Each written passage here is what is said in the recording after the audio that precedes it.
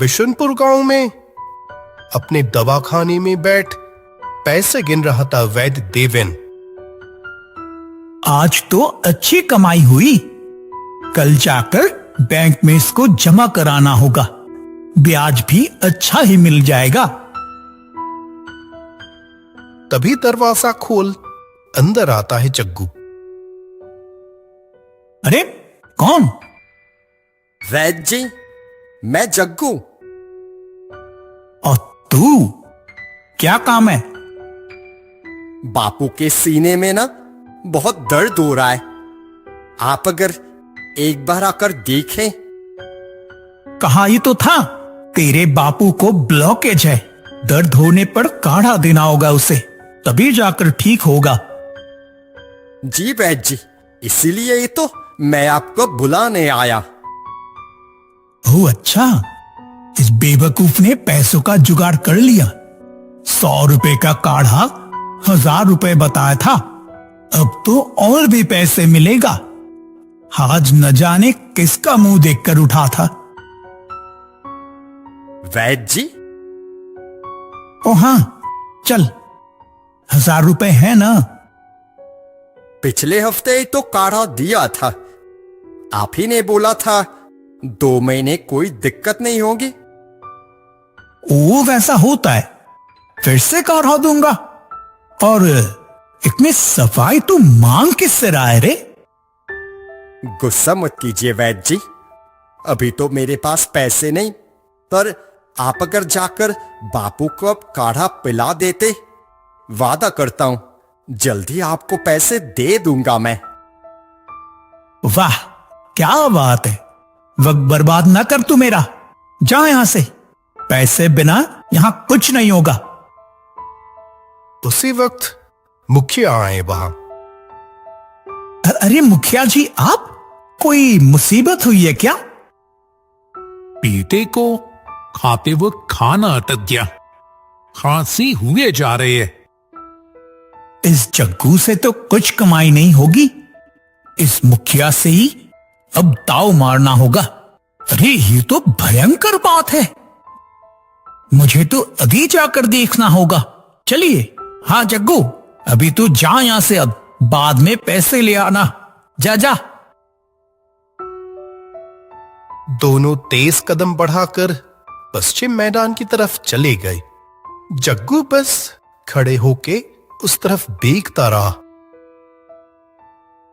घर पहुंचकर जग्गू देखा उनके सीने का दर्द बढ़ गया है। इस तरह अब घर में रख नहीं पाऊंगा, अस्पताल लेकर जाना ही होगा। कितनी दूर का रास्ता, मेरा ठेला लेकर उतनी दूर। वो तय किया उसके घर से कुछ ही दूर रामू का घर। वो टिर्री चलाता है, वो अगर मान जाए तो। रामू जग्गू की बात सुनते ही बोला, जरूर ले जाऊंगा, अभी चल। तू मेरा दोस्त, अभी तेरे साथ नहीं रहूंगा क्या? रामू टिर्री लेकर पहुंच जाता है जग्गू के घर। उसके पिता को टिर्रे पे बिठाकर वह निकल जाता है अस्पताल की तरफ। दूसरी तरफ देवेन वैद्य मुखिया के घर से वापस आते हुए, पैसा है तो क्या कुछ नहीं होता, थोड़ी सी परेशानी क्या हुई उसके लिए इतना कुछ। और जग्गू के बाप की इतनी बड़ी पीड़ा, पैसों के लिए कुछ कर भी नहीं पा रहा है। छोड़ो, ऐसे मरीज और बढ़े तो मेरा तो कमाई बढ़ ही जाए। अस्पताल पहुंचने पर डॉक्टर जग्गू के बाप को अच्छी तरह देखे। तुम्हारे पिता के दिल की हालात ठीक नहीं है बिल्कुल, बहुत पहले ही तो ऑपरेशन करा लेना चाहिए था। हमारे गांव के वैद्य का एक काढ़ा देने से बापू के सीने का दर्द बिल्कुल चला जाता था, और उन्होंने तो ऐसा कुछ बताया ही नहीं।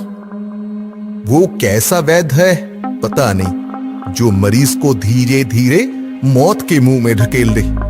खैर, इंजेक्शन दे दिया कुछ देर में ही उनका दर्द ठीक हो जाएगा। पर 1 हफ्ते के अंदर तुम्हारे पिता का ऑपरेशन ना करवाया तो फिर डॉक्टर साहब आप वही करिए ना, यही हो ऑपरेशन। पैसा जुगाड़ कर लिया? कम से कम 3 लाख लगेगा। 3 लाख? जिसके पास अभी 300 ना हो वो 3 लाख रुपए कहां से देगा? डॉक्टर इसका कोई जवाब दे नहीं पाता। एक बार जग्गू की तरफ देख के चले गए वहां से। अगली रात को अस्पताल में बैठा था जग्गू। हे भगवान, आप मेरी जान ले लो पर मेरे बापू को बचा लो। कोई तो राह दिखाओ। इतनी जल्दी मैं उतने सारे पैसे कहां से लाऊं? तभी कुछ लोगों को वो अस्पताल के अंदर आते देखा। रोने की आवाज, किसी को अंदर की तरफ लेकर गए। अरे ये तो वैद्य जी का बेटा चिंटू। वैद्य जी तो जोर जोर से रो रहे हैं। जरूर कोई आफत आ गिरी है। जग्गू उठ के वहां गया। पहली बार वैद्य की भयंकर मजबूरी दिख रही थी। लाचार पिता। वैद्य जी, क्या हुआ है चिंटू को? क्या कहूं, क्या आफत बुला ली बच्चे ने। बार बार कहता था छत के ऊपर जाकर ना खेल। हाजी खेलते खेलते नीचे गिर गया तो ये हालात। आप इस बच्चे के पिता? हाँ हाँ, कैसा है मेरा बेटा? ठीक हो जाएगा ना? जितना पैसे लगे मैं दूंगा। मेरे बेटे को बस ठीक कर दीजिए। शांत हो जाइए। उसके शरीर से तो बहुत खून बह गया है। अभी उसे खून देना होगा, वरना नहीं, उससे कुछ नहीं होगा। कितना खून देना होगा?